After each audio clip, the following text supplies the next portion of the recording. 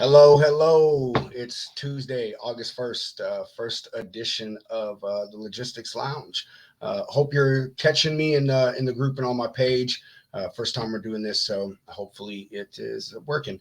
I'm supposed to have a co-host here, but I think he is tied up at the vet with his animals. So possibly he's seeing this stream on his Facebook page, and people are going to tell him about it. So um, we're just going to get started. I will let Hunter introduce himself whenever he chimes in, if he's able to. If you're in my group, you obviously know who I am. I'm Robert. I'm a freight broker with Synergy Freight. We are a partner with Well Companies. I've been in this industry 16 years. I started as a driver, drove for 10 years, did OTR and local and regional, ran pretty much reefer the whole time. Went to school behind the wheel of a truck, got a couple degrees in logistics, and just fell into freight brokering. I actually taught myself how to broker out of necessity from being a logistics manager at a company near DFW Airport in Dallas. So that is me. Hunter, I will say he deals in international freight and drayage. He works for a company called Freight Mango, but whenever he is able to jump on, I'll let him tell you a little bit more about himself and his background. So this one, honestly, it's just for me to kind of mess around and you guys to mess around with me. I got comments up here on the right, so I can see there's a few people watching. If someone wants to type a comment on Facebook, I'd like to see if it pops up over here on the right, so I can be able to interact and see that stuff going on. Um, so, the topic I wanted to go over today is going to talk about something really cool that has been going on LinkedIn that a celebrity did for some truck drivers, which I said I think it's really awesome.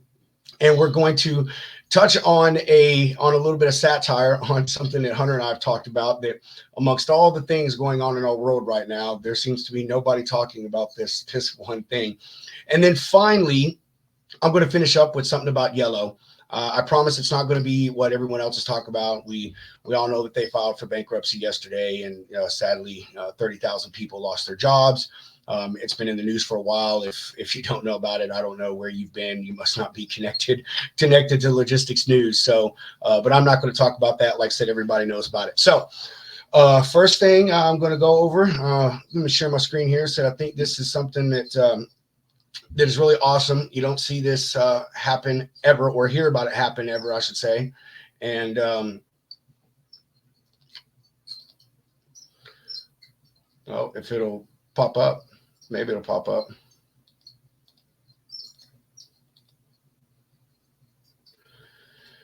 Oh, there we go. So, if y'all haven't heard, Taylor Swift gave obviously $100,000 bonuses to the truckers that haul around all her stuff on her tour. She ended up coming out of a total of $5 million out of pocket. So that is definitely not pocket change any in any way, especially for even for someone like her. So I think that's really cool. I've never known or talked to anyone that does this, but I mean, if you understand how concerts and events like this work, these guys, they and men and women, they take time with their families, even more so than regular truck drivers. They're on the road with this lady and the other celebrities and stars for months and months on end. Sleeping in those trucks. Very seldom, I bet, that they actually get a hotel room. So it is a far cry from the way that she enjoys being on the tour than versus what they are doing on the tour. And so yeah, I just think that's really cool. Not enough goodness happens to drivers. Everybody says they appreciates them, and everyone talks about how much we need them, and so forth and so on. But I really don't think that there's enough of this stuff that goes on where they truly get rewarded for what they do in a grand way. And this is definitely a big thing. I'm sure these guys or men and women, if there's women was there, make pretty good money as it is, but $100,000 is definitely nothing to shake a tail at. That's a brand new car, a fully loaded brand new car, and half of a house, nowadays. So yeah, give it up to Taylor Swift. I really think that's awesome. She decided to do that. And next, what I want to talk about is has anyone heard about our government finally admitting that UFOs are real? I mean, I think I can't believe that this is not way bigger than it is right now. You know, I think it's getting buried with all the stuff, you know, Hunter Biden and, you know, so forth and so on. But, you know, not to get into that. Point is my curiosity is when are we going to start seeing space freight? You know, how is that going to look, right? I mean, if we obviously have proof that that they're coming here already, you know, when are we going to start shipping goods to them? When are they going to start shipping goods to us? And you know, I actually thought about something. This is what I think it's going to end up looking like here. I believe that it's not going to be too long that this thing will show up, man. I don't. Sorry, guys, my deal's lagging here. I don't know if it's my internet or what, but maybe this window will pop up and you can see it. There it goes. So, you know, since obviously UFOs are already visiting our planet, and you know, when we're going to start shipping stuff out, I think this is going to be the first step. Obviously, you know, DLT is going to have to get involved somewhere along the line, and they're going to be the first ones. So this is how I think this is all going to start, man. You're not going to get away from inspections and DOT BS even after we start shipping stuff off this planet.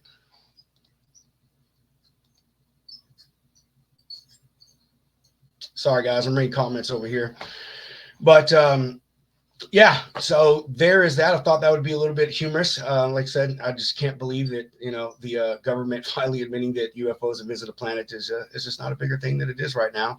Thought we'd find a little bit of humor in that, you know, from a logistics point of view. So there you go. And to the main thing I was going to talk about tonight, and I still don't see comments here, so I really have no idea if y'all commenting. I see that y'all are watching, so I don't know, guys. I'm sorry if you're commenting and I'm not being able to see it.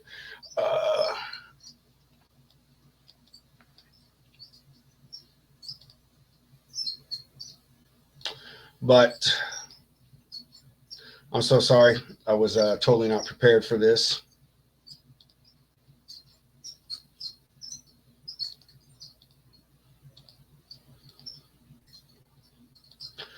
I'm gonna pull this up so we can talk about this stuff about Yellow that I wanted to talk about. And like I said, it is not what everyone else has been talking about how they are you know, went bankrupt. You know, everybody knows that. So there's really nothing from us to really gain from talking about that.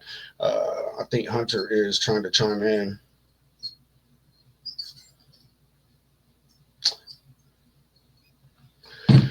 All right, so as you know,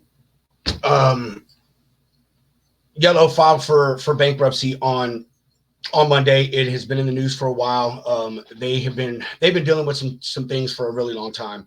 If you don't know, they are a almost 100-year-old company. I think they were 96 years old, and so they filed for bankruptcy Monday after years and years and years of trouble. So it is not just like this happened overnight. This has been going on for a long time. They made a lot of bad decisions along the way throughout the years, bought some things they shouldn't have bought, extended themselves in ways they shouldn't have done so, and it all just culminated into what is happening right now. So but what I want to talk about is who is going to benefit off of Yellow's loss, you know, because as the saying goes, one man's loss is another man's gain, and someone has to gain from this, and someone is going to gain from this. Yellow was too big of a company with all the subsidiaries that they have across the country. I mean, they literally have LTL carriers that they use or own that from coast to coast that handle freight. So there's a lot of LTL stuff that's going to need to be picked up by other people. As of right now, there is actually freight obviously still sitting on Yellow docks that customers are trying to get picked up, and that is posing an issue right now because, you know, those places shut down and there's nobody there and no one there to pick up the freight. And look, finally, Hunter. Sorry for being a little bit late, dude. Man, I tell you, it was I'm not a solo guy, bro. You know, I wouldn't do this by myself. I'm just telling you, I really wouldn't. I really wouldn't. So yeah. I woke up and it's scared. Yeah. So, man, I already told him about myself. I hit on that Taylor Swift thing, you know, about her giving that $100,000 bonus to them truck drivers, shelling out $5 million, you know, like she can't afford it, but still. And I showed my meme, but there was only like 2 people on, so I really don't even know if anybody saw it, man. So, here's what it is. I told him about myself, man. I figured maybe you want to tell him about yourself. I just gave him my background and such in logistics. So maybe you want to do that, and then I'll get back to talking about the yellow thing that we were about to speak about. Yeah, absolutely. Nice to meet everybody. My name's Hunter Woodfin. The drayage junkie. Got my degree at Georgia Southern University in logistics and intermodal transportation. Have been working in this industry for about 7 years now. Started off cutting my teeth in the container business. So I mainly focus in the side of port drayage, rail drayage, international, ocean and air. But leave the crazy truck and stuff to Robert here. But I've been in the business for about 6-7 years, and looking to grow from here. Nice to be here with everybody. Craziness is what it is too. Oh my God. Right. Man, dude, it was a hell of a day. So back to what I was talking about this yellow, Hunter, and you and I've been talking about this, brother. Everyone else has been, just really concerned about them just going out of business and the people losing their jobs, so forth and so on. But remember, we've been talking about, who's going to benefit from this. Someone's got to be able to take all this money and make all this money from Yellow's customers. And you and I both were on LinkedIn today, as we always are, all day, cruising around in between doing work. And I stumbled upon a post, and you stumbled upon a post, man. And I got those. I got those right here. And so what it is Yellow has got all this freight sitting on their docks. They have all these customers that they do business with, and now all that freight has to get covered. So who is picking it up? Well, from the stuff that I'm reading today and from what my opinion are, besides UPS and FedEx, they're talking SPL, Saia, Old Dominion. Lots of them are going to be picking this stuff up as well. I think there's truly an opportunity for the smaller regional LTL companies to get stuff, the ones that you don't know their name, like Old Dominion and FedEx and UPS. So like I said, another one man's loss is going to be another man's gain. And I really think that there's also going to be a place for a lot of these employees that got let go too, the dock workers, a lot of these drivers, because with that freight that needs to be covered, those companies are going to grow themselves, and they're going to need that additional workforce, those additional drivers and dock workers and those admin people to come in and handle that uptick in the freight that they're getting from Yellow. And how much everyone's going to get, who knows? Obviously, the big guys, like I said, XPO, FedEx, UPS, OD, they're going to take a lot of it. So, and they're pretty well staffed as it is right now from what the other article that we're going to touch on that you found, Hunter. So yeah, I'm kind of excited, man, to see actually really what happens on the positive side of this. I wonder who's going to get all their equipment. Who's getting those trucks? Who's buying those warehouses? Dude, What's the next step? Is somebody going to buy them out? I didn't think about that. And on the buyout thing, no, nobody's buying them out. From what I've read, really the only thing that they're going to be able to sell as far as the company is their 3PL or their brokerage side, and it's fairly small. And I'd have to go find the article again, but they had said to name 2 companies that were looking at purchasing it, but it's nothing to to help keep the company open in any sense. So yeah, it's, as far as I know, it's just complete bankruptcy, and they're going to sell off everything. But I didn't think about that either, man. Like, there's a chance for people to make some money off that equipment too, man, buying and selling and flipping that stuff. And it'll put, some trailers, albeit mostly pup trailers, but it'll put some equipment on the market, man. Yeah, absolutely. And we all know, no disrespect to Yellow, but definitely one of the cheaper services out there. So how's this going to affect the customers that have chosen year on year to utilize YRC, their services there? Are they going to, how's that going to change their pricing structure for these shippers and these customers, and even for brokerages? It's going to shake things up. It is, man. It very much is, and I'm glad you you remember to bring up that pricing structure.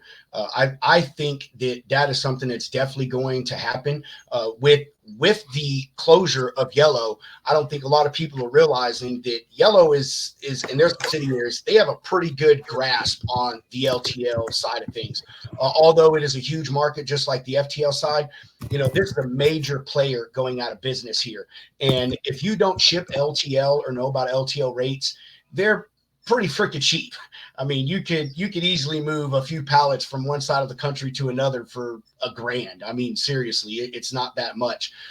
So the point with that is the rates and the costs may go up for this LTL, like Hunter said. We were talking about this earlier, that just like if Knight or Swift or CR England went out of business tomorrow, someone is going to have to fill that gap, just like we were talking about. And all that freight is going to have to get spread out. And when you take a major player off the board, that's controlling, maybe 5%, 10%, whatever it is of the game, other ones get the chance to start naming their price, because when Bob and Sue come running over to, Pedro and Hunter's logistics company and say, hey, I've got this freight that I was given to, CR England or Knight or Swift or whoever for $2 a mile, and I have to get it covered. Can you do it for $2 a mile? No, I could do it for $5 a mile. You know what I mean? And they may not take that. They may go to someone else, but I promise you, every other company is going to say the same thing. Like, just because you're moving it for $2 a mile with Yellow doesn't mean you're going to move it for $2 a mile with me. I'm going to take advantage of this situation. So, that as well goes back into that one man's losses is going to be another man's gain. Yeah. And I think a lot of people see that there's definitely going to be a spike in rates in this LTL. Just like you, I don't mess with it anymore, but you can pay for next day's service and it'll still show up a month later if they want it to. They have so much that it'll get lost in the system at some point. It is. I will say I am surprised that LTL companies stay in business, man. They have the most horrible service, man. All those terminals, man. People don't like to mess with warehousing. Dude, man, if you want to be late to your funeral when you're about to die, you just put yourself on an LTL truck, and I promise it'll add like 5 days to your life, man, because it's just gonna be late. I promise you. So, yeah, dude.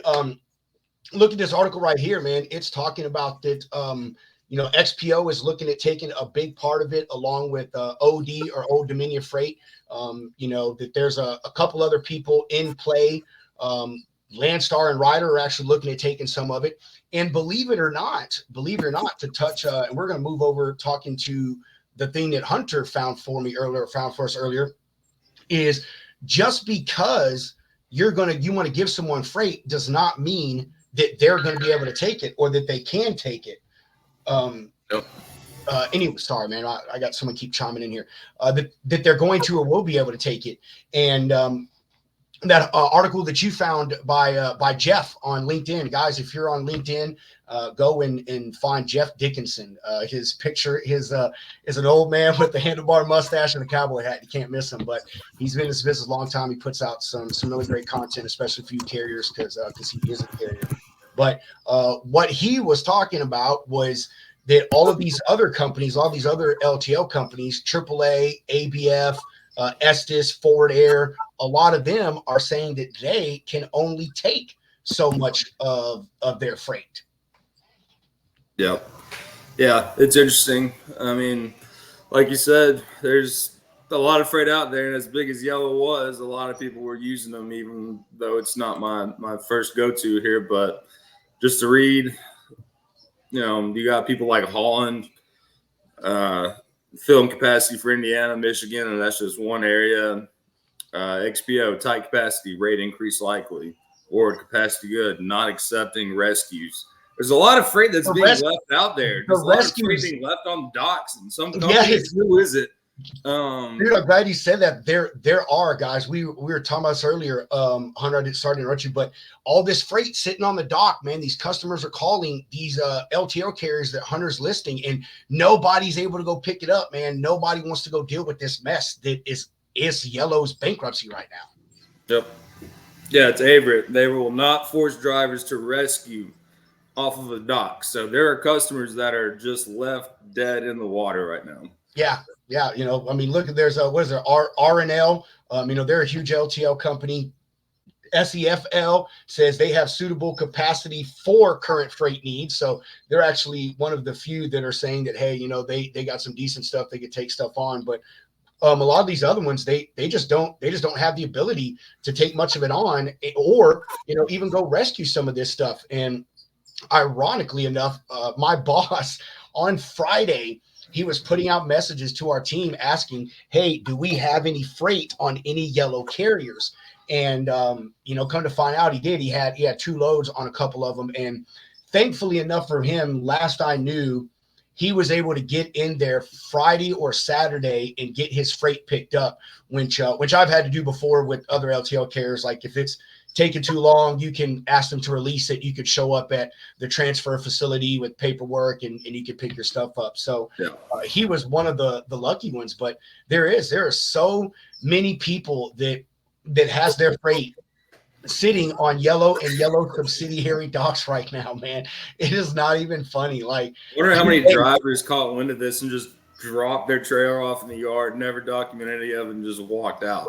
I like that too, right? Like, I mean, what kind of freight is still sitting on trailers that they don't know about? Because man, I'll tell you another thing about LTL, which is like just shitty service, man. But anyway, they'll pick stuff up and you don't even know it. Like, I mean, I've set up orders and say, oh man, we'll be there tomorrow, and they show up a day early, because I put it in now and say that it's ready now. They just go ahead and pick it up, and they're horrible about giving you updates. So if you're a customer who doesn't know or knows your stuff got picked up, you may not even know where it's at, because these people have gone now. There's no admin. There's no phone number to call no more and say, hey, where is my freight sitting at? Where is it going to be at?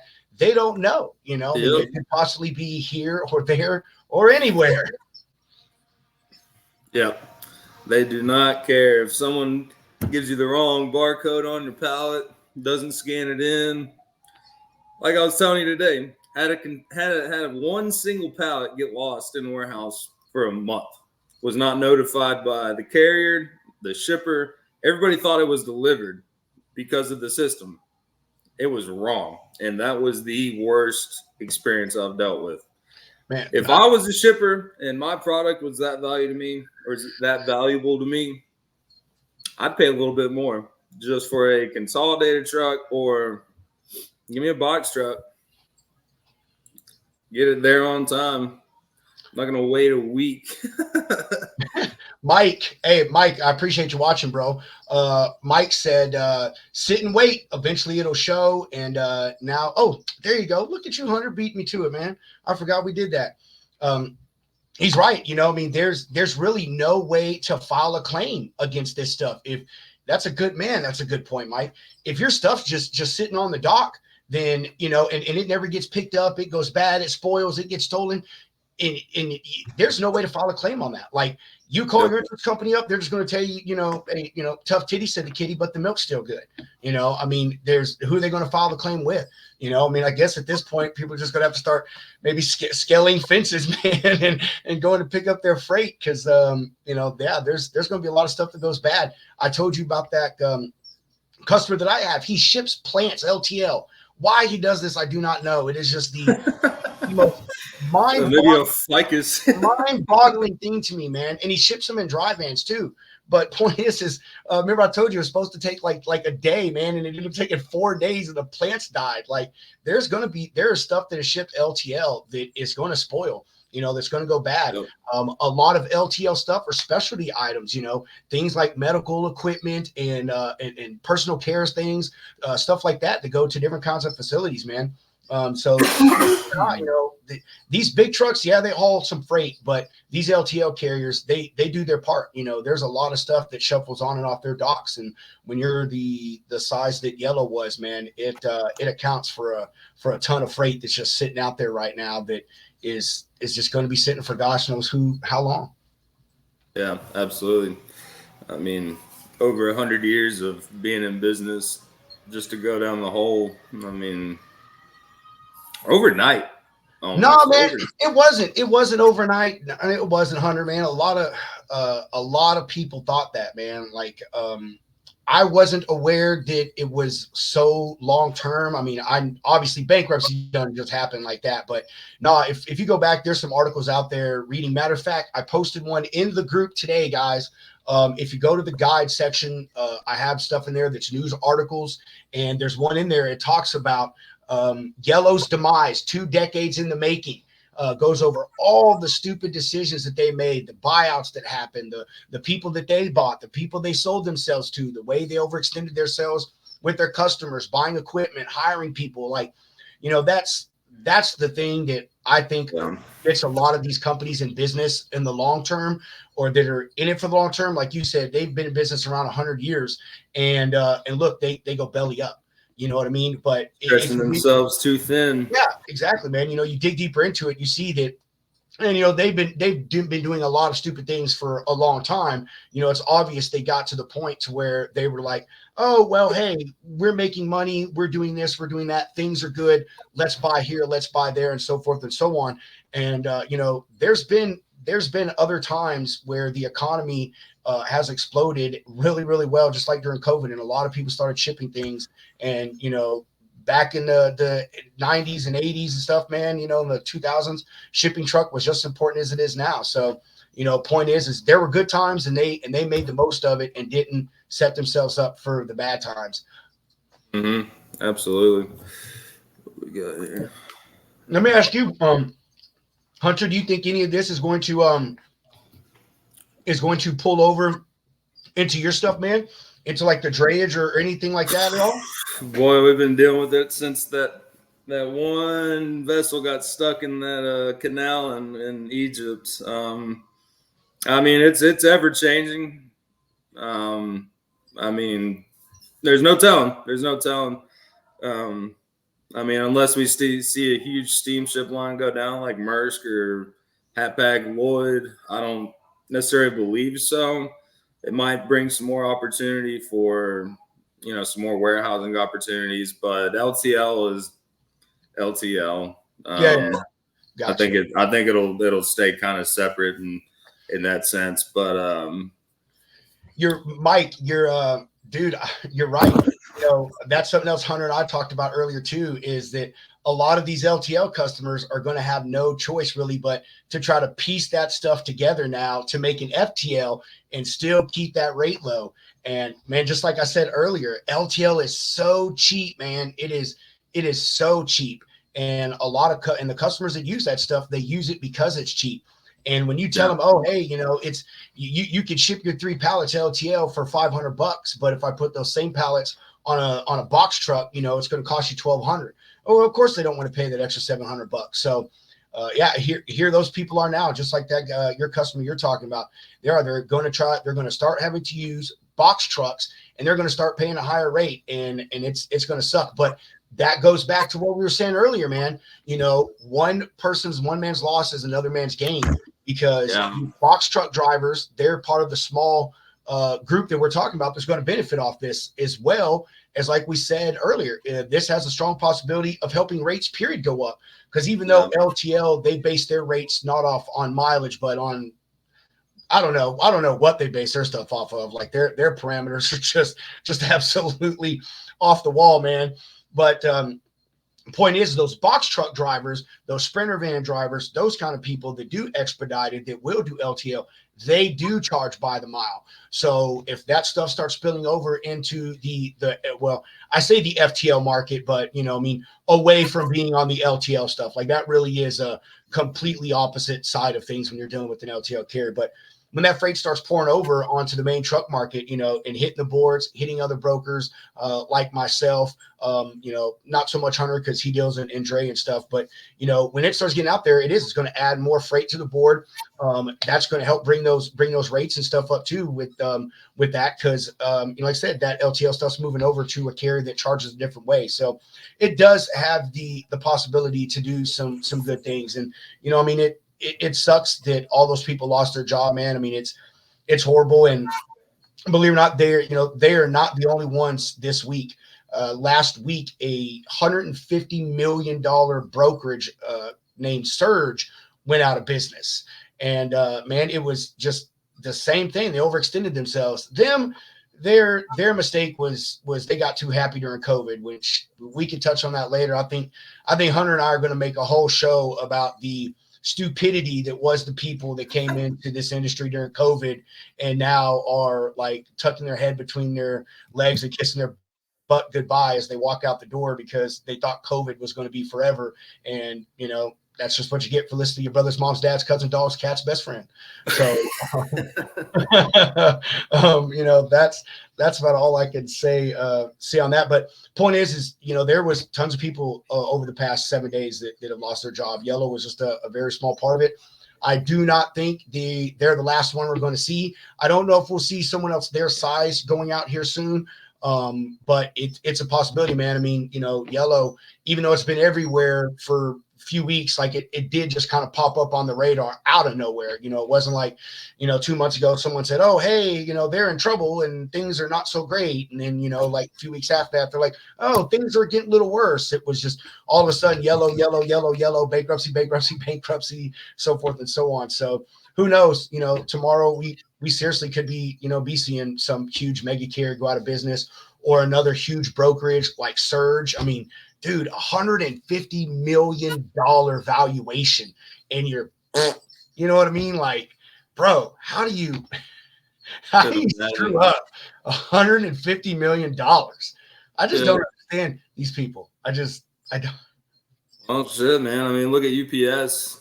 Like last week, almost had them on strike, but I guess and now their stock's back on the rise. Well, this is another thing, man. I've thought about this for a long time. Do you think that carriers will ever unionize or drivers will ever unionize? Like is like owner ops and stuff? In general, yeah. Oh, no. Carriers don't have it together enough to pull something like that off. I'm sorry, guys. Hey, again, I drove for 10 years. I drove for 10 years. I respect you more than you know. I promise you there's things I've done behind the wheel of a truck only some of you could only dream of. But y'all don't have it together. Carriers, the only thing that they agree on is they need more money every day, and every day that price goes up. That's the only thing they ever agree on all the time. And even in that, they can't even agree on what the price is. So no, drivers as a whole, they'll never unionize. I don't think it'll ever happen on a whole. It would take the government to step back in and do some deregulation on it. What do you anyway? I can't see these Facebook users to do more deregulation on it, you know, like they did back in the 80s, which is what forever changed it. So yeah, no, they'll never unionize, bro. I mean, I use this as an example. So remember all the convoys and all the stop running things we were going to have during COVID and everything else, dude, and none of them went off well. I mean, none of them. So I would like to see the carriers band together, man, to do something for themselves, you know, to get rate stability on a long term, for them to get the things they need at shippers and receivers, man, like restrooms and places to grab a bite to eat close by, or a food truck, man, you know, more parking. There's a lot of things that they could come together and do, but being able to do it, I don't think it'll ever happen, man. I hate to say it. It just won't, man. It just sucks to say what they won't. I hope not. Dude, you're right. You're right. Actually, let's touch on this. UPS is nowhere. They still have to agree to deal with friends. Some of those guys are a ton.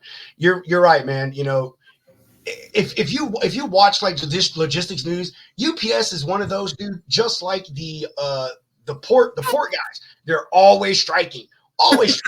Dude. It's like there's a new strike every year, and it's this.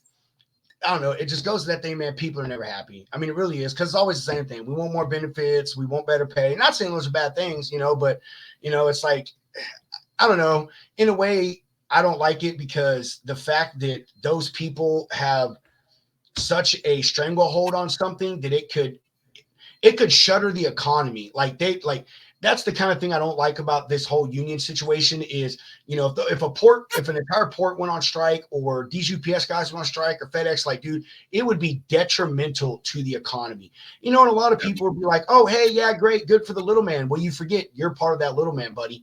You know what I mean? Well, it's just like, I mean, on my side of the world, you know, Vancouver the Port of Vancouver has been on strike for almost a month now. And Really? I didn't even heard about that. Oh yeah, man. Oh yeah. That's Canada. Nobody cares. they're always crying. I mean, shit, that happened during COVID. I remember, like, I want to say it was Toronto or Montreal. They went on strike, and we were having to go out of Newfoundland and Labrador, like small ports that are not prepared for this. So, like, right now, yeah, like day by day, every single day that they're on strike in Vancouver is another. Like it sets the supply chain of the world back immensely. Like it is insane. It's like it's not. I don't know. The strike is, but I get it though for like the sense that steamship lines do not care about anybody but the steamship lines. Like if you have a container that's stuck in a congested terminal and you can't get in there and you have a driver waiting in line every single day, but they get turned away, you're going to get charged demurrage and per diem. That's a whole different side of the ball game, but it's the same thing that's going on here. I mean, Yellow should have gone on strike if anything, man. Man, right. Right. Like it would have mattered, right? Mike, man, another good point, dude, man. You're right. When they're 5, 6, 7 miles, they still wanted more, man. You know, I will say that I know diesel was high, man, and a lot of equipment thing was high, dude. But I'll tell you, you know whose fault that was for taking that? You, the carrier or the broker that decided to buy a truck and a trailer when equipment costs were double because, again, your mom's brother, sister's uncle, cousin's cat's dog's best friend said, man, you know what? I'm making $250,000 a year driving a truck right now. And they didn't tell you what it was like the 10 years fucking before that. And my favorite thing, Hunter, I know you don't get this, Mike, you're gonna know what I mean. My favorite thing with this, Hunter, this was their thing. I just laughed so hard. I need $5 a mile because gas is $5 a gallon. That was what they said. And I'm like, so, bro, if you bought a truck that gets 1 mile to the gallon, like you really need to take that shit back. That was it, dude. Oh man, I need to get paid per mile per gallon of fuel is. And I'm like, man, you know. Anyway, that's something we touch on another, man. That would be another topic. We could talk about cost per mile for carriers, man, how to control your expenses and why you're not making money because you're not looking at the long picture. And that'll be a good thing to share. But Mike, you're right, dude. I love it. I still get the ones now that ask for it. I got a lane right now that it's paying $3 a mile. Now, you know, I told someone about this the other day and everyone's like, oh, $3 a mile isn't great. You know what? In a market where the average rate per mile is $2 a mile, I think $3 is pretty good. Like, you know, we got to take our wins where we can get them. Point is the lane used to pay like $5 a mile last year. And this guy came to me today and he did, man. You know, he said, I need $5 a mile to run this. This is what I've been running it at for the past 5 years. That's what he told me. Past 5 years. I'm like, dude, like, you know, I could see data for like 10 years back, right? Like, all I've got to do is sign into this little program here, and I can see what the truck rates were back in the early 2000s, and they were not $5 a mile on this rate. Like, dude, before COVID, this lane was at like $2.25, man. So, dude, they're still out there doing it. I hate on them, man. Hey, get your money, you know, by all means, you know your work, and if that's really what you need to survive per mile, then hey, I really hope you get it, but I really don't see it happening right now. Man, I don't even know where this one came from, dude. This must have been from off of you, Hunter, because it's not showing in my group. But they said, you know, I compared the 2000s when Yellow took a big bailout to save them, never really turned them around, unfortunately. I can't recall, say the pensions for 1,000. I don't know. I'd have to go back and look at that, read that article again that in my group from Freight Waves that talks about the 2 decades of demise for Yellow. But I believe it, man. You know, a lot of these big companies take these bailouts, man. Look, the motor companies did it back in the recession in 2008-9. The banks freaking did it, man. And look what it is. It just extends the inevitable. Like, literally, that's what a bailout is. It's that parentheses next to it that just says extending your closing date. You know what I'm saying? Like that's all it is. You know, like you're just giving someone a shot of adrenaline right before they roll over to the grave. You know, to prolong their pain. You know what I'm saying? You heard about Ford So before the last recession, Ford took out a major loan, and they're the only motor carrier that has never been bailed out by the U.S. government. Yes, yeah. Our that's why they hiked their prices up, bro. Because they did that. We didn't take money from the government. We didn't take money from the government. So we pay more. I remember that shit, dude. I remember that. Yes. So if you see Ford taking out huge loans, just know there might be something in the works there. But man, yeah, I'm not paying $80,000 for a truck. Dude, I'm gonna have to go back and find this article again. I want to say that it was Ford. The article was about. It was about a car manufacturer who is standing to lose hundreds of millions of dollars off of their EV lines. Man, like they're literally just giving these things away at this point. And I want to say that it was Ford. So if it was, I mean, dude, that back when crypto was really picking up some steam there for a while. They had a chip shortage because they used the same chips for their trucks as they did for mining. Yeah, at one point. Really? Yeah, and dude, they literally had like a football field of their trucks, and they would use one chip per truck to drive it back, and then take one to get it all completed in manufacturing, and 1.5 billion. And it's Ford. Yep. That's Mike Hartford. Hey, Roger Pennington. He was the one that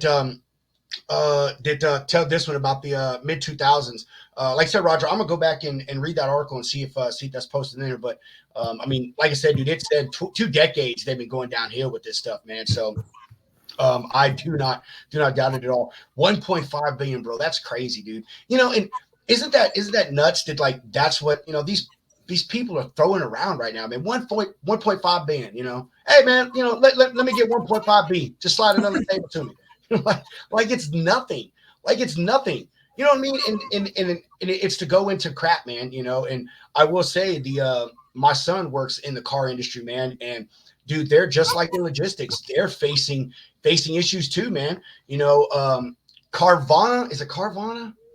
Is it Carvana that does the automated car vending they'll deliver the car to you. They have the vending machines. Yeah. I can't believe they're still in business either, bro. Like they're dealing with some stuff, man. That the owner and his son are like freaking criminals. But point is, I'm serious. They are, dude. Go look up Carvana.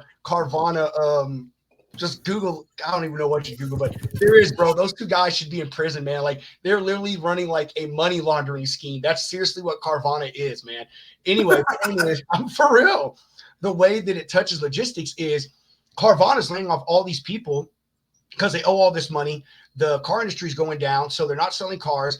And the cars they are selling, they're not being able to get delivered on time because they don't have the drivers and the logistics crew to get that stuff done, man. And they're facing lawsuits because they're selling cars that they don't even have the title. Yes, and they're stolen. Hey, ow.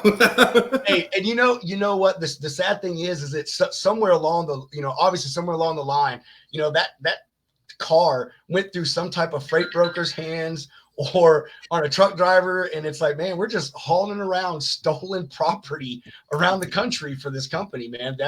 It's crazy. They're going through all kinds of stuff. My wife, she showed me videos of a guy. He bought his car from Carvana, took it in to get it serviced, and they ran the VIN, and the car was stolen, and they called the cops on the dude for stealing the car, man. Yeah, man. Yeah, and they took his car. Dude was still paying the car note on a car that he bought from Carvana that was freaking stolen, man. It's absolutely crazy. And but oh my god, that's fucking hilarious. That's classic.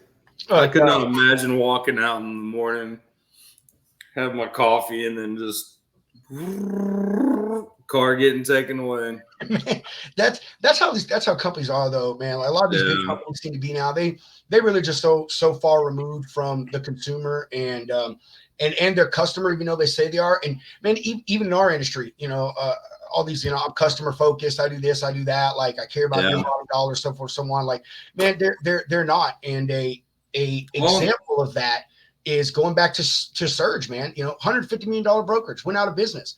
You know what I mean? And it's like, yeah, your service and stuff, you know, may have been good, but you were making bad decisions and spending money frivolously and not doing the right things, man. And there's going to be a lawsuit against them. You know, I saw another article, man, on I think it was Commercial Carrier Journal.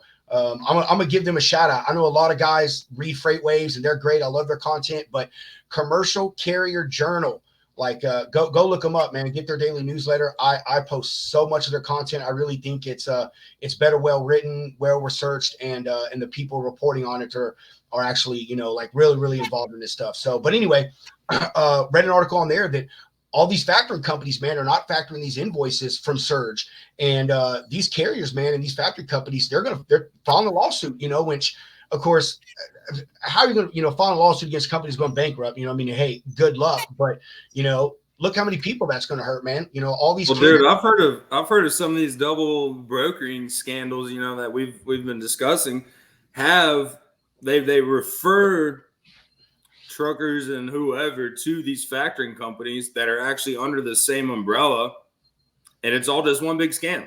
It's one big scam, man. If people have money, especially in this day and age of technology, if you got a good looking website, you can buy the email, whatever it is. People don't do their research because inherently there are a lot of lazy folks in this industry, and that's when you're getting burned. I mean, that's insane, though. That there is. So, yeah, there's a lot of bad stuff going on right now, man, and especially our realm, man. It really does. It sucks. You know, there's a lot of people losing their jobs. There's a lot of companies going out of business. There's a lot of people who don't even work for these companies that are losing money. You know, like I said, these carriers and you know, even some ship lines, I'm sure, man, are getting wrapped up in some of these companies going under. Hunter, you know, I mean, a lot of these places, you know, they still have invoices that are out there, and these businesses are going out of business. They're filing for bankruptcy, and that's, and you know, nobody's collecting their money. And you know, is someone that knows about factoring, man. If you've got $2,500 being factored right now with Surge or you know, some of these other brokers go out of business, then you can't get your money. You know, the factoring company takes that money back from you, and you're on the hook for that. Golly, yeah. 34, really? No. Yes, I heard about this, man. Mike, I'm so glad you brought that up. So I read about this. I don't know. I think maybe 2 or 3 weeks ago. I want to say 3 weeks ago because it's right before my buddy and my truck went down. But I read something about Meadowlark getting scammed or fraud or they sold out. I don't know. I have to go back and look. Mike, maybe you could comment and give me the rest of the context. But anyhow, I had saw an article about it that people were not factoring with them and not to do loads with them. And it just so happened that I called on a load that was listed under another brokerage, like it was an agency, but it was a Meadowlark agency. Man, this guy, he gave me like a 4-minute spiel about how I will pay you tomorrow. Like, you don't even have to factor. Just let me do quick pay. Like, I need to move this load. Please just do this load. Man, and I ended up not doing it. I mean, it really had nothing to do with Meadowlark. I mean, you know, I don't know. I still would have done the load. He was an independent guy. His brokerage on his own had a good credit score. But yeah, that's funny you brought that up, man. I don't even know if they even have loads hitting the board anymore right now. I really don't, because they were doing major damage control when this stuff come out. I mean, dude, the fact that when you answer the phone and you ask this guy about info for a load with Meadowlark, and the first thing he tells you, he doesn't say it's up at 7 o'clock. It's like getting a robocall. I promise. Oh man, I'm in debt. I swear to God, like, I'll send you a copy of my debit card. I'll give you my firstborn son. Just please book my load, dude. Can you imagine how many brokers like flew the coop with them? It's crazy, man. And 34 credit score. Man, does Meadowlark still run trucks, man? Because they used to be a carrier too, if I'm not mistaken, man. I don't know, whatever. I think I could have sworn they used to be a carrier too, man. But Mike said sending chicken from Mick and Mountaineer right now. Still at it. I know, right? Oh man, who's that? Out of Vegas is doing just that with these DBs. There is also a insurance company that's getting policies wrote for trucks that companies don't even have. The Glendale Armenians, man. Dude, you're right. Super Man. Mega 3PL Corp. Yes, dude. Man, Megacore. Dude, I think it was you that told me about that. Like they have was it you or someone else? They have yeah, they have 500 or of 5,000 MC numbers. MC numbers. Yes. So, man, who was it that wrote that? I bet it was Roger. I have to keep refreshing my stuff because, man, I don't know. It's one thing I hate about this already, Hunter, is this StreamYard. It only says Facebook user. It doesn't tell you who it was that posted it. You know what I mean? I don't like that. Anybody on here, make sure you put your name in when you're typing. I don't know. Maybe we can figure that out, man. Maybe we can figure that out. But anyway, Roger. Yes, man. Hunter touched on that earlier. That's probably why you're saying that. Is there are, dude? There are these scammers out there that they're building companies, man, strictly to run scams and make money and create fraudulent and do fraudulent things within our industry.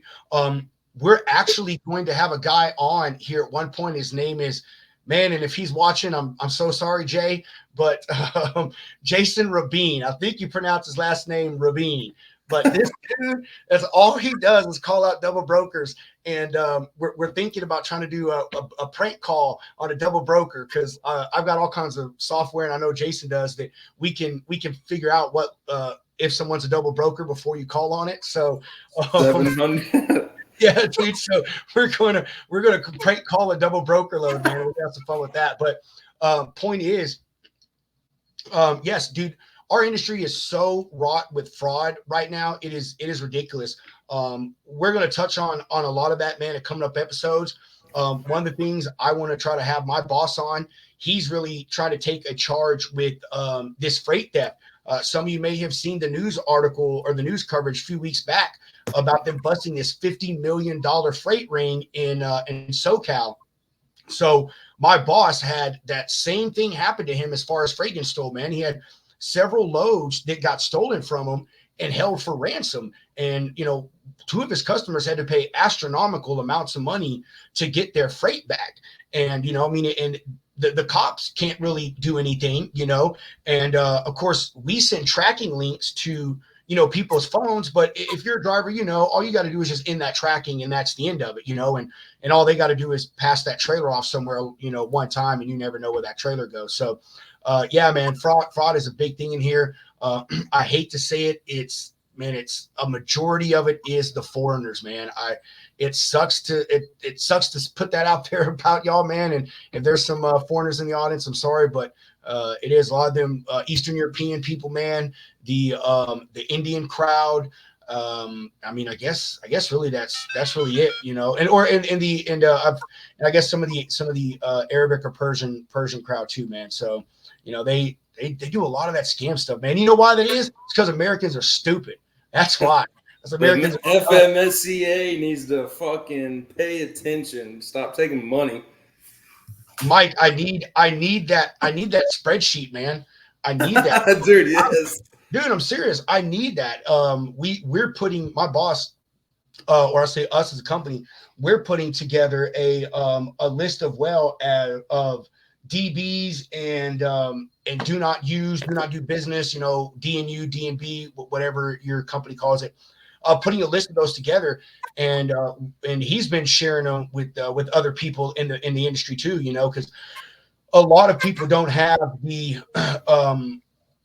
technology and the resources that we do, being attached to a very large company. We've got processes, man, that we go through for every single load to weed out double brokers. We check MCs, we check inspection histories, we validate phone numbers. I mean, the list goes on and on. But point is, through all that, we're able to figure out who's double brokering, who these shitty carriers are, man. People that, like this guy I had last week, delivered a load to my customer, dude, and just took his leaf blower and blowed out his trailer all over their stuff, was sitting there cussing at him. And then I literally have a picture of the dude grabbing his balls while he's talking to my customer and yelling. I swear to God, man, I swear.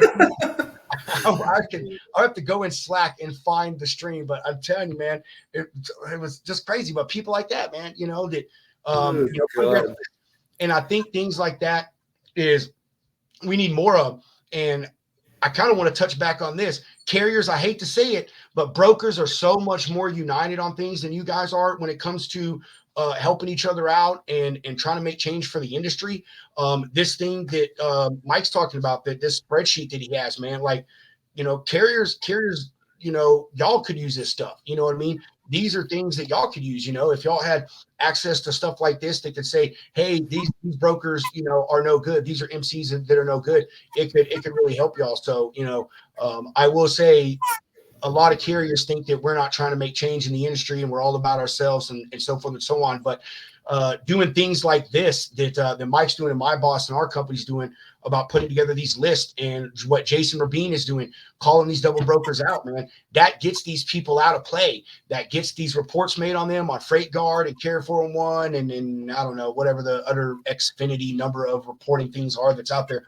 But, it gets that done, and it gets, helps get them out of the way, and helps the free market in our industry continue to move better and function more efficiently and get this scam stuff out. So, yeah, we definitely got to touch more on that, man, on that scam stuff. Dude, we could just go endlessly on all that. But, man, I only wanted to do 30 minutes tonight. Hunter, I'm glad you came in, bro, because, man, like, I was sucking by myself. I'm not a solo Sorry, guy, man. I'm not a solo guy. I'm a sociable person. I need someone to bounce stuff off of, bro. I laid down to shut my eyes for 15 minutes with the dog, and it turned into 2 hours and 15 minutes. But you know how that goes. I do, bro. I'll be sitting here during the middle of the day sometimes, man. Like in the middle of work, bro, I'm on the phone calling, like, man, I could really use a nap right now. They got a little bit of that Sandman in them. Go to sleep. That's because you stay up so damn late. I know you stay up late because you be texting me at like 11:30 midnight. Rah, check out this idea that I just thought about. Yeah, I know. But when you go to see Widespread Panic on a Sunday and drive back the same night and have to wake up 2 hours later, it's Dude, how was that? How was that? Best band in America, baby. Best band in America. I'll have to look them up. I never even heard of them, man. That must be something you young folks listen to. Lauren Hook. Yeah, they've been around since the 80s. Really? Who was it? What's her name? Widespread Panic. Oh, that's what my brain feels like every morning when I wake up. Widespread Panic, man. That would be a great list. Lauren, if you can send it to Sam, man, forget that clown, man. We don't deal with Sam over here. I'm playing. Sam May. Say that is my boy. Man, that's me. That's mine, Mike, and Roger's boy. We'll bring Sam on too, and I'll have Roger and Mike on as well. Sam runs a Facebook group, a dispatch training Facebook group. Last time I checked, I think he's got like 16,000 members, something like that. But I remember when he started it, bro, it had like 50. And Sam is one of the few people in our industry that teaches dispatching the right way. And dude, he's all on the up and up. He's not one of those people that, tries to get in on DMs. Hey, I have a load, so forth and so on. And you're like, oh, what's your MC number? Oh, I'm a dispatcher. He doesn't do that. You know what I mean? So he does things the right way. And he's just an encyclopedia of information, man. He really is. I talk to him all the time about things, bounce ideas off him and stuff. So, yeah, Lauren, we will actually get it to Sam. Mike can just DM it to Sam or email it to Sam. Or when Mike DMs it to me, Lauren, I will just DM it to you. And yeah, it would be good. If you know how to use Microsoft Excel, you just have to go in there and figure out a way to search it, on the MC, so that way it'll be easy. You got to scroll through 700 lists or 700 fraudulent people or 700 names on there. Jesus Christ, if my brain will work. Anyhow, that's a good. I never even thought about that. These double brokers that have one truck and they're gonna act like a owner operator or something, going after these dispatch companies, and then boom. Oh, control F, you can find the MC. Oh, what? Look at Mike. Mike, I hate you. Dude, let me tell you something. I hate you right now. I have been using Excel forever and a day, and I cannot remember ever how to search stuff. Like ever. I always have to go up and look it up, and then it's always the long way. And now I'm gonna just do Control F. Fucking Mike, man. I'll tell you what, boy. I hate him. I've been doing it the hard way the whole time. Mike's like, "Here, idiot, just use Control F." Oh, but dude, yes, we have to talk about the double broker stuff more. That I don't know if you do it on your side, but dude, it is massive on our side, man. And these carriers, they deal with it too. It's really bad. Oh yeah, man. I've dealt with it. These like carriers not even getting paid. They'll get brought on as an owner operator with one of these double brokering scandals. We'll pay the brokerage, whoever it may be, and then you get a call 2 weeks later, like, "Hey, I never got paid for this," and that's not right. I don't know. It's just such a beast to tackle. Yeah. Well, I'm going to jump off here, man. It is 8:45 over here in Tejas, Texas, baby. That's right. And you're in Nashville. That's my second favorite place, bro, because I was stationed at Fort Campbell. I fucking love Nashville, man. Yes, sir. My bedtime is at 10 o'clock, and I'm going to watch an episode of The Witcher, and then I'm going to read, and I'm going to go to Betty Bye, because I obviously need my beauty sleep. Look, everyone that joined us tonight, man, we had more people than I thought. I'm not going to say how many because I don't want y'all to know whether we sucked or we rocked. So you can come back next time.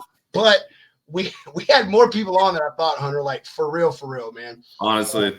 Yeah. So hey, we're going to be on tomorrow night. Hunter is not going to take his nappy poo, and we're going to be on time, or we're gonna write Hunter up, and he's going to be suspended. So, with that said, as we say down here in the South, chunk the deuces. I'm out. I'll holler at you later, Hunter. There you go. Later, brother.